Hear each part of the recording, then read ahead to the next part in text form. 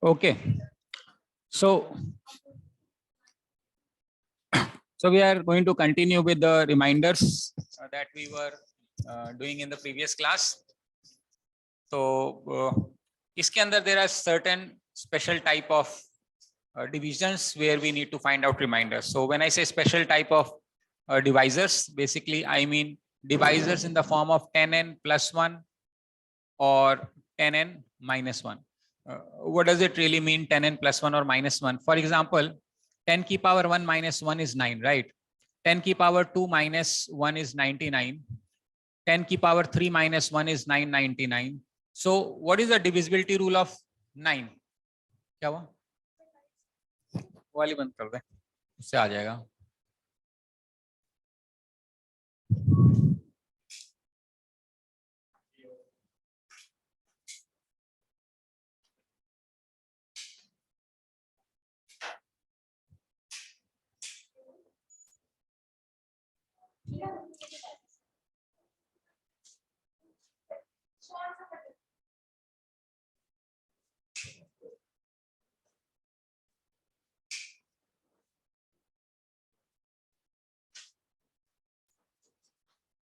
ठीक है, तो हमारे पास हमें इस टाइप की डिविजिबिलिटी रूल निकालनी है. Let us say we are having a number like 3, 7, 8, 4, 5, 6, and I want to figure out, what is the remainder when this number is divided by 9. Now we know the divisibility rule of 9 is when the sum of the digit is divisible by 9, the complete number is divisible by 9. Now, in this case, let us figure out what is the sum. So 5 and 6 is 11, 11 plus 4 is 15, and 15 plus 15, 30 plus 3, 33. So the sum happens to be 33. When you divide it by 9, obviously it is not divisible by 9, therefore the number is not divisible by 9. But if you divide it by 9, what is the remainder in this case? 6. So that means if this number is divisible by 9, the remainder is 6. समझ में आया? Miss हो गया. Okay. So the divisibility rule of 9 says when the sum of the digit is divisible by 9, the complete number is divisible by 9. यानी हम उसको digits को add करेंगे और उसको 9 से divide करेंगे. अगर वो digits का sum 9 से divide हो जाएगा तो हम ये कह सकते हैं कि number is divisible by 9. लेकिन अगर divide नहीं होगा तो there will be some remainder. So in this case, let us say 33 when divided by 9, what is the remainder? 6. It means when this complete number is divisible by 9, then also the remainder will be 6. समझ में आ रहा है? तो सम of the digit का जो reminder होगा complete number को जब डिवाइड करेंगे तो भी वही रिमाइंडर आएगा. फॉर एग्जांपल, लेट अस से 3, 7, 8, 4, 5, 6 है और मुझे इसको 99 से डिवाइड करना है. आप इसको प्रैक्टिकली 9 से डिवाइड करके देखोगे ना तो 6 आएगा रिमाइंडर. मान लो 99 से डिवाइड करना है, right? One of the ways of course is to go ahead and divide it by 99. So let us say when you divide it by 99, what do you have? 3, 7, 8, 4, 5, 6. Let's say we divide by 99, तो 99 ये 3 में चला जाएगा तो कितना बन जाएगा? 300, 297 बनेगा. माइनस करेंगे, 8 में से 7 गया 1, और ये कितना बनेगा? 17 में से 9 गया 8. ऊपर से उतारेंगे 4, it will go into 7 times, तो नहीं 8 टाइम्स, तो इट ठीक है. तो 800 में से 8 माइनस करेंगे 792. हाँ 8, तो 4 में से 2 गया 2, 11 में से 9 गया 2, ऊपर से उतारेंगे हम 5, ये वापस जाएगा 200 में, ये बनेगा 198. ये कितना बनेगा? 7, और यहाँ कितना बनेगा? 3, 9 और 2 11, ऊपर से उतारेंगे 6, तो 6 उतारेंगे तो कितना बनेगा? 2 में जाएगा 198, तो आंसर आएगा 78. यानी अगर हमने इस नंबर को डिवाइड किया 99 से, मेरा आया answer 78. Now what I am saying is you don't have to do this, since 99 is a 10 square, right? So you take pair of 2, इन दोनों का सेट बना लेते हैं. हम सेट बनाते हैं, जो काम इसमें किया है वही काम सेट के साथ. 54 प्लस 84, 10 हासिल, 1 8 5 13 14, 140, और यहाँ 37 ऐड करेंगे, 7 7 177. नाउ 177 व्हेन डिवाइडेड बाय 99, मतलब 99 माइनस हो जाएगा तो आंसर कितना आ जाएगा? 78. ये रिमाइंडर है. You're understanding? So you don't really have to do it.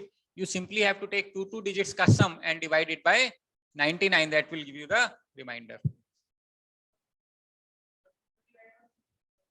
मैं कह रहा हूं जैसे हमने 99 से डिवाइड करके रिमाइंडर निकाल दिया, तो 99 का डिवाइड करने का जो रूल है, जो डिविजिबिलिटी रूल है, उसी से रिमाइंडर निकलेगा.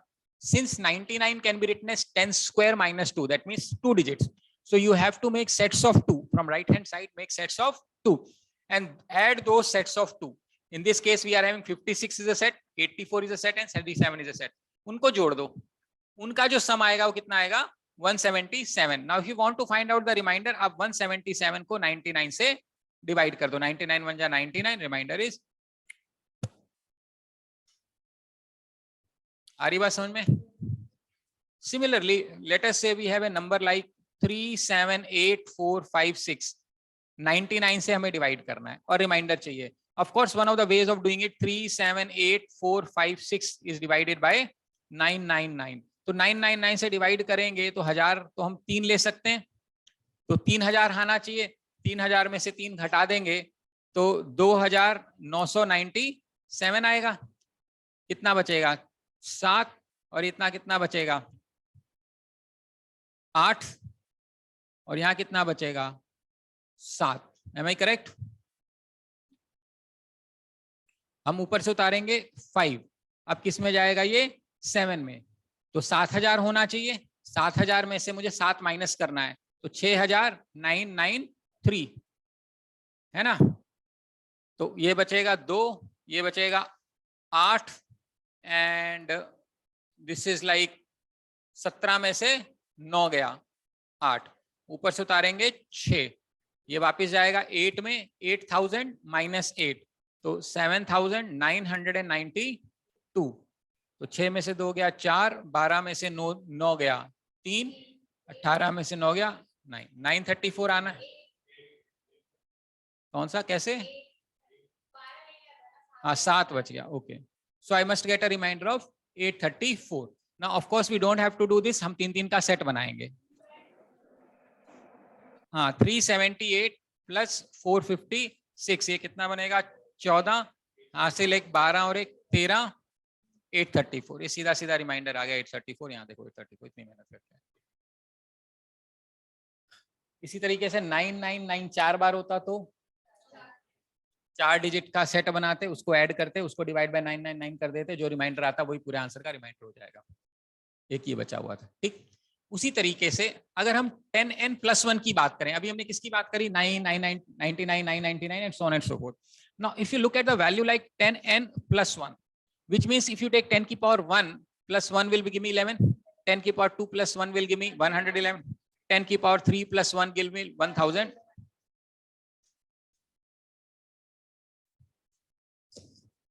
यश राइट साइड से बनाना है, राइट हैंड साइड से.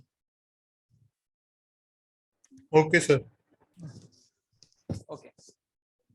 We know the divisibility rule of 11, right? Let's take the same number 378456. मान लेते हैं 378, some random number. What is the divisibility rule of 11? You remember?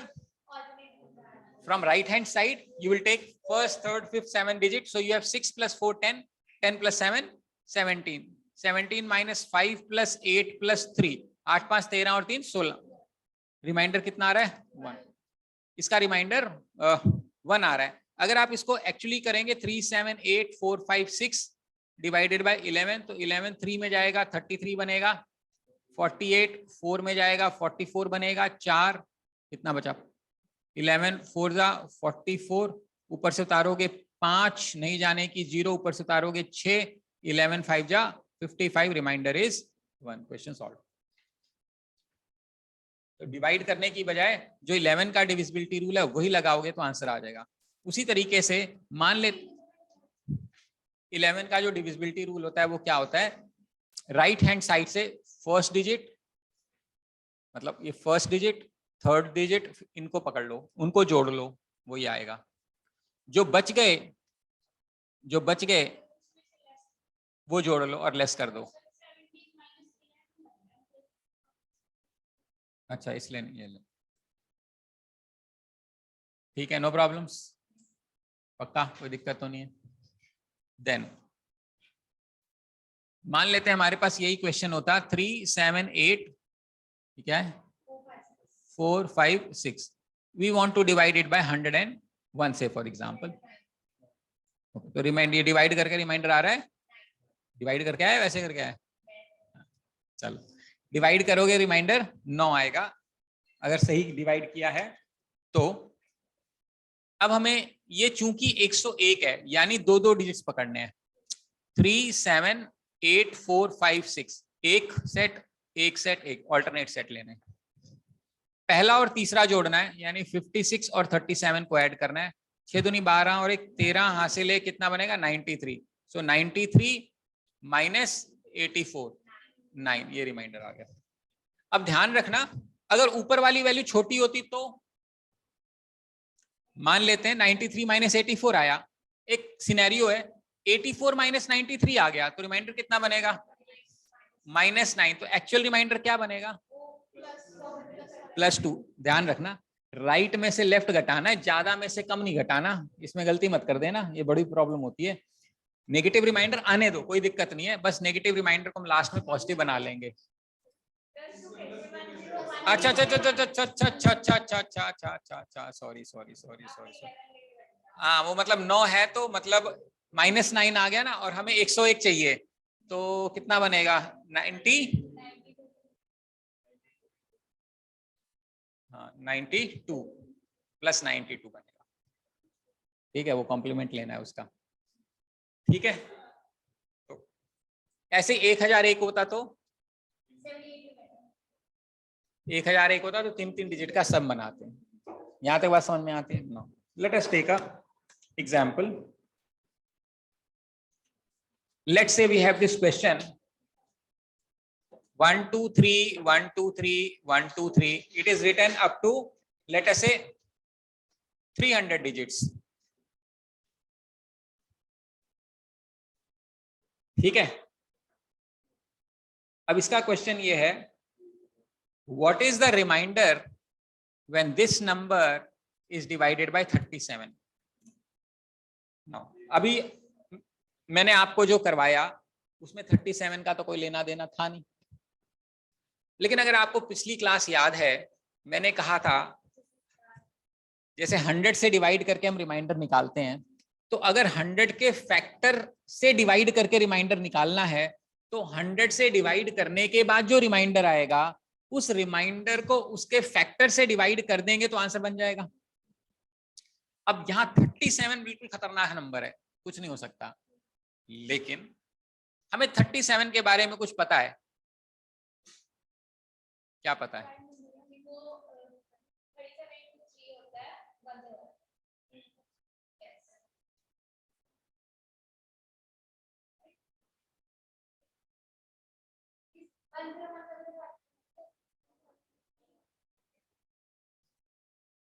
हाँ बोलो, किसका फैक्टर है? अब अगर हम इसको 101 से लेते हैं हमें पेयरिंग किसकी करनी पड़ेगी? 2 की। यहाँ पैटर्न किसका बन रहा है? इट मेक सेंस कि हम ट्रिपल लाइन में चले जाएं। हाँ तो बनाना जो रहेगा। हाँ।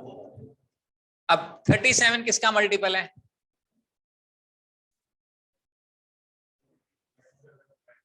हम्म,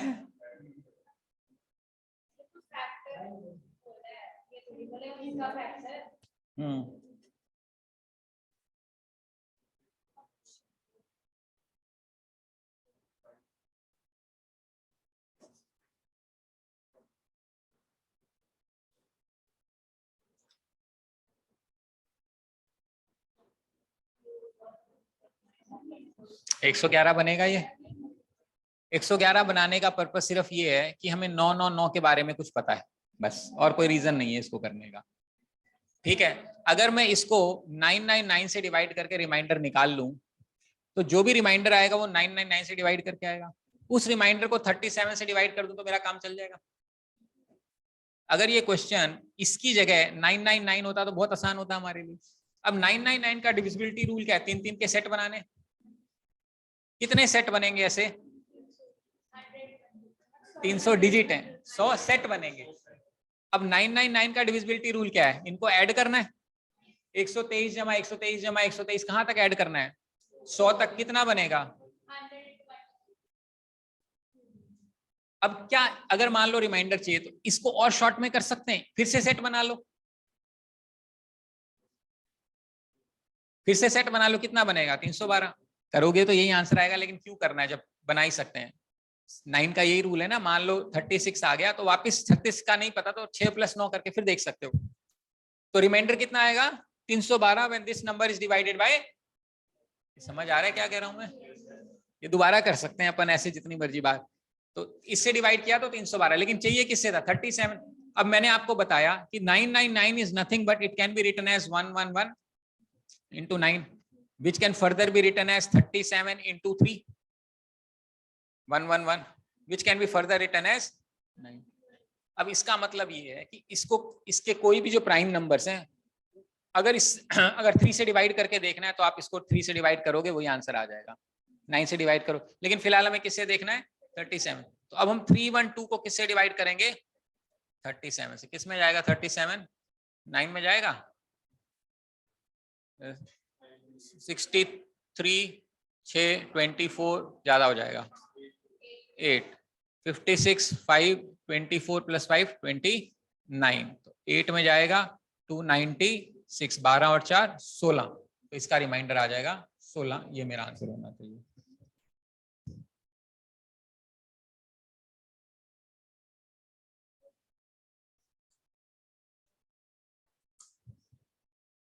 ये एक सेट बनेगा, ये एक सेट बनेगा, ये एक सेट बनेगा, ऐसे। ठीक है। अच्छा, अगर यही क्वेश्चन होता 1 2 3 1 2 3 1 2 3 1 2 3 सो ऑन 300 डिजिट्स, और मुझे डिवाइड करना होता 1 0 0 1 से, तो रिमाइंडर क्या आता? 0। क्यों?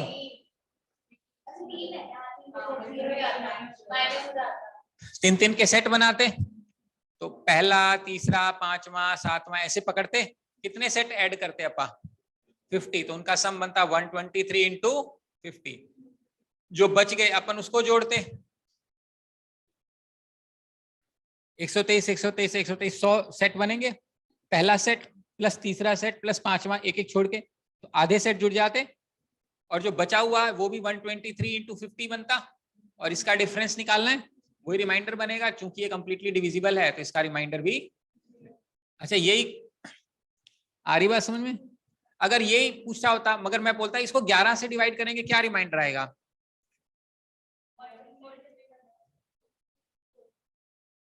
इस केस में 0 ही आएगा। अगर 13 होता तो, 7 होता तो, तुम्हें याद है मैंने कहा था 3 डिजिट का नंबर सोचो, class number 1। Think of a 3 digit number multiplied by 7 into 11 into 13, और जो आंसर होगा मैं आपको बताऊंगा क्या सोचा है आपने।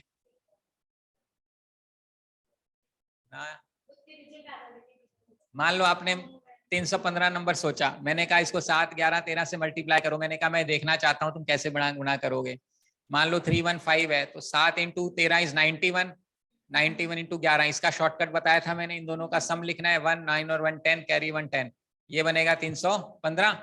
तो मैंने कहा था अगर इसको सॉल्व करोगे तो कभी भी 1000 + 1 लिख देंगे, तो इंटू 1000 करेंगे तो 315, 3 बार 0 प्लस 315 आएगा, तो ये बनेगा 315 315, ये आंसर है। रिपीट हो रहा है?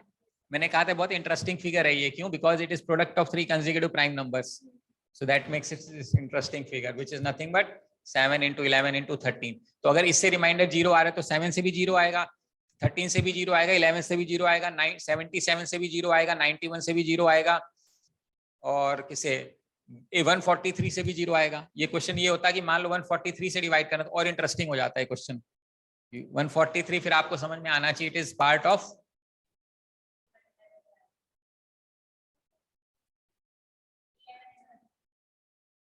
11 into 13 ना, तो इसका फैक्टर है, तो उसे रिमाइंडर आना चाहिए।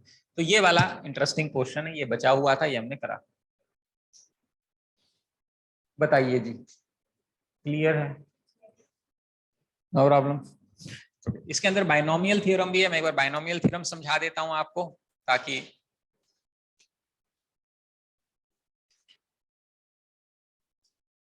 क्लियर है। ऑल क्लियर है? All clear? Okay, let's come down to binomial. ये वैसे तो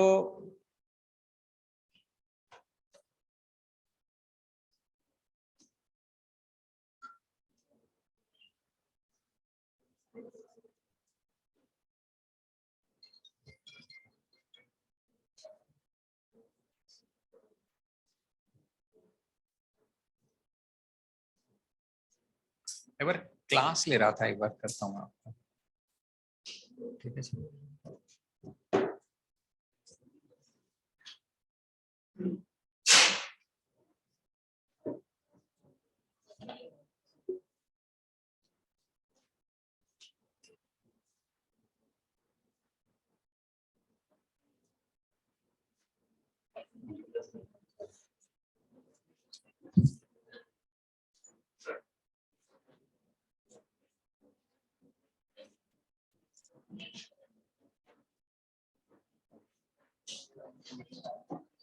बाइनोमियल, ओके, बाइनोमियल थ्योरम कितने लोगों ने पढ़ा हुआ है? बाय द वे 10th में था, नहीं था ना? 12th में कितने लोगों ने पढ़ा है बाइनोमियल थ्योरम?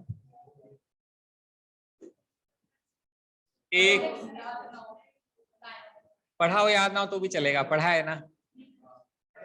कितने लोगों ने बिल्कुल नहीं पढ़ा ही नहीं, मतलब? अच्छा ठीक है, ओके। मैं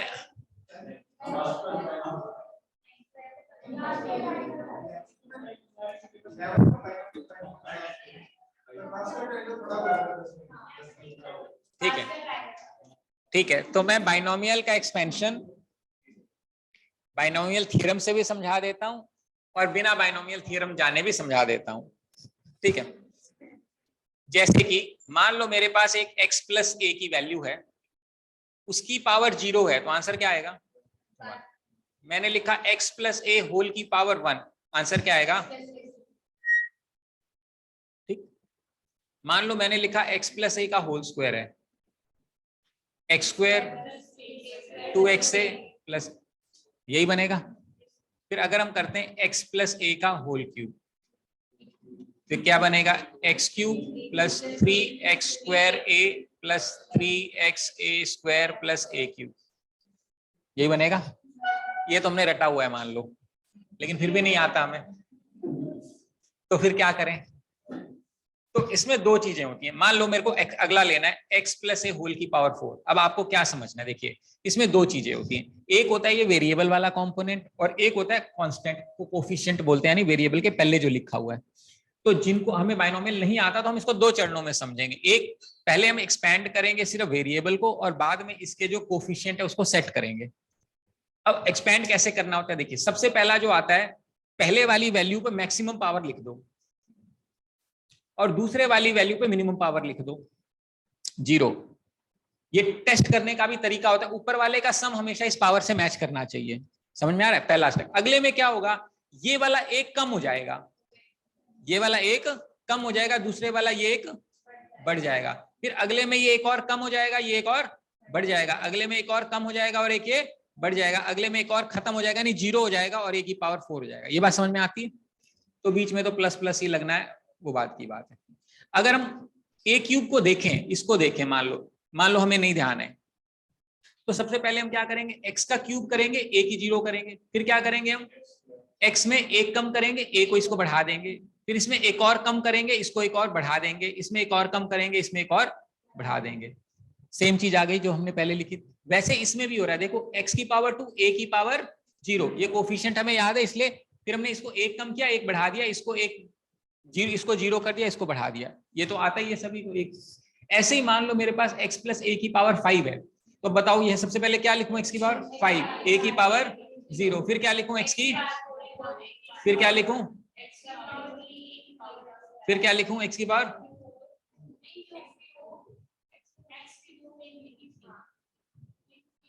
हाँ 2 और 3, फिर x की 1, a की 4, x की 0, a की 5। ऐसे हमारे पास कोई भी एक्सपेंशन होगी, हम इसको x प्लस ए होल की पावर n की फॉर्मेट में लिख देंगे, मान लेते हैं। तो ये बनेगा x की पावर n, a की पावर 0, फिर क्या बनेगा x की पावर n माइनस 1, a की पावर 1, फिर क्या बनेगा x की पावर n माइनस 2, a की पावर 2, फिर ऐसे चलता जाएगा। जनरल टर्म बनेगी x की power n minus r, a to the power of r, कुछ r मतलब रैंडम वैल्यू। फिर ये कहीं ना कहीं x की पावर n माइनस n बनेगा, a की पावर n बनेगा। ये जनरल टर्म होती है।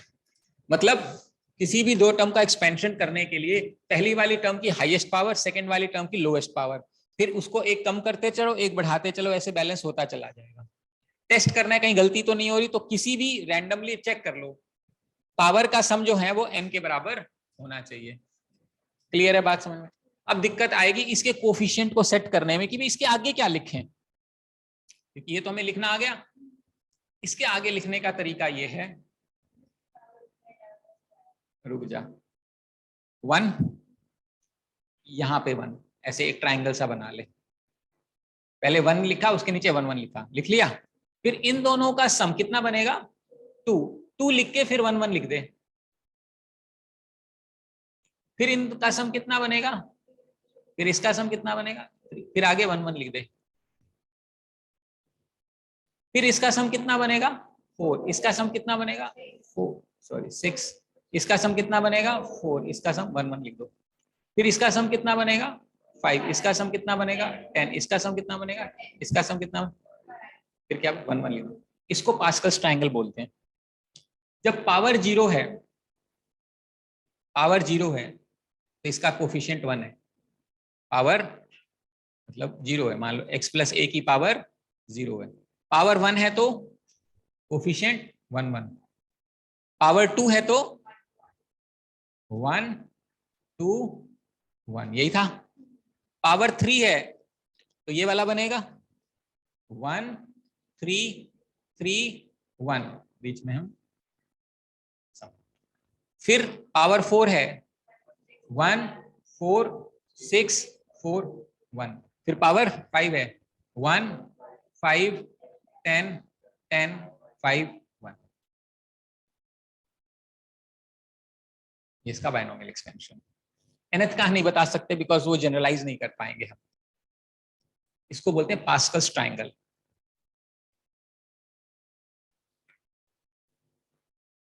अब क्या कह रही थी, क्या है ये, करने में तो जोर आएगा ना। तो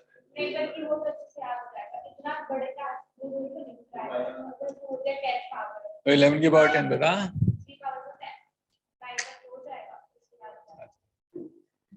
कैसे हो जाएगा? 11 का क्यूब करेगी, 11 का, हाँ फिर उसका क्यूब करेगी। क्यूब करना है, मल्टीप्लाई नहीं करना है।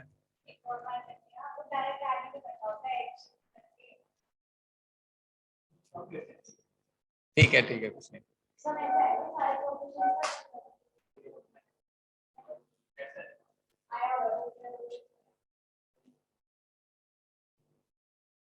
मान ले 1 ट्रिपल 1 का होल क्यूब करना है, कैसे करेगी?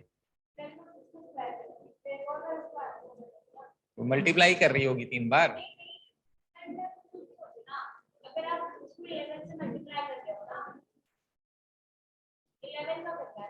अच्छा 11 का शॉर्टकट लगा रही है क्या? हाँ, तो 10 बार तो करना ही पड़ेगा, वो तो शॉर्टकट मैंने क्या, चलो क्यूब तक याद है। ठीक है, ये बायनोमियल पास्कल्स होता है। ठीक है, अब इसी चीज को जब हम बायनोमियल एक्सपेंशन की तरीके से हम पढ़ाई करते हैं, वो कैसे करते हैं, वैसे करते हैं।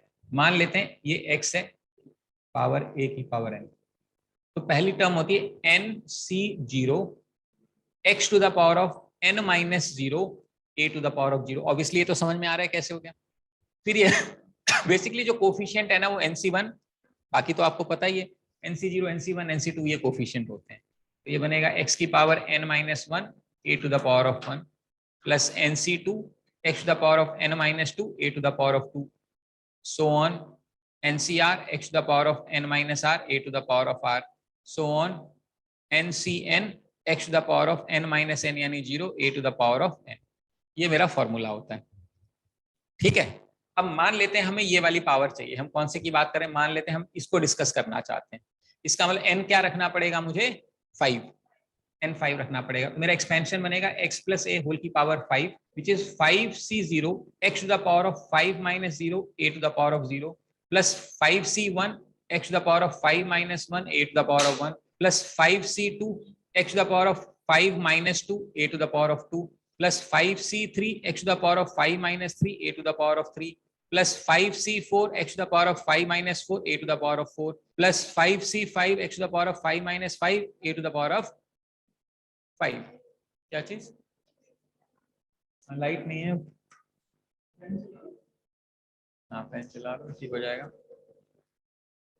अब 5c0 की वैल्यू क्या है, 5c0 is 5 factorial by 5 minus 0 factorial into 0 factorial, तो बनेगा 5 factorial upon 5 factorial बनेगा, तो इसकी वैल्यू आएगी 1 यानी x की पावर 5 प्लस, समझ में आ रहा है। फिर हमें क्या चाहिए 5c1। हाँ जी दीपक बोलो। सर ये सी वाला कंसेप्ट दोबारा बता दो, बड़ी x प्लस ए की होल स्क्वायर 5 रखे ना आपने, ये वाला कंसेप्ट, इससे ऊपर वाला सर।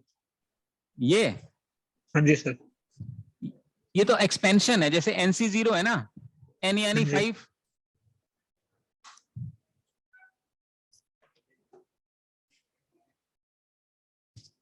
n यानी 5, 5c0 फिर 5c1 5c2, ये कॉम्बिनेशन का कॉन्सेप्ट है। NCR का फॉर्मूला होता है n factorial by n minus r factorial into r factorial, ये फॉर्मूला होता है। तो 5c0 5c1 5c2, ये 5c0